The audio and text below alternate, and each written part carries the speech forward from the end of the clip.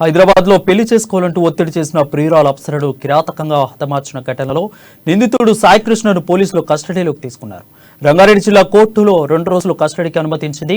ఈ నేపథ్యంలో శంషాబాద్ పోలీసులు సాయికృష్ణను కస్టడీలోకి తీసుకున్నారు. ఇవాళ రాత్రి నిందితుడిని హత్య జరిగిన ప్రాంతానికి తీసుకెళ్లి సీన్ కన్స్ట్రక్షన్ చేయనున్నారు. తద్వారా అప్సర హత్యకు సంబంధించి పూర్తి వివరాలను సేకరించనున్నారు. రేపు మధ్యాహ్నం సాయికృష్ణ కస్టడీ ముగియనుంది.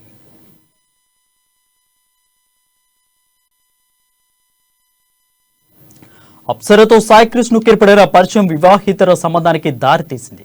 ఆమె గర్భం దాల్చడంతో పెళ్లి చేసుకోవాలంటూ అతడిపై ఒత్తిడి తెచ్చింది.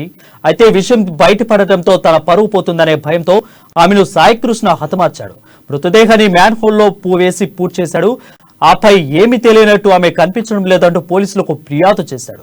దర్యాప్తు చేపట్టిన పోలీసులు అతడే నిందితుడని గుర్తించారు. తెలుగు రాష్ట్రాల్లో ఈ ఘటన సంచలనం రేపింది.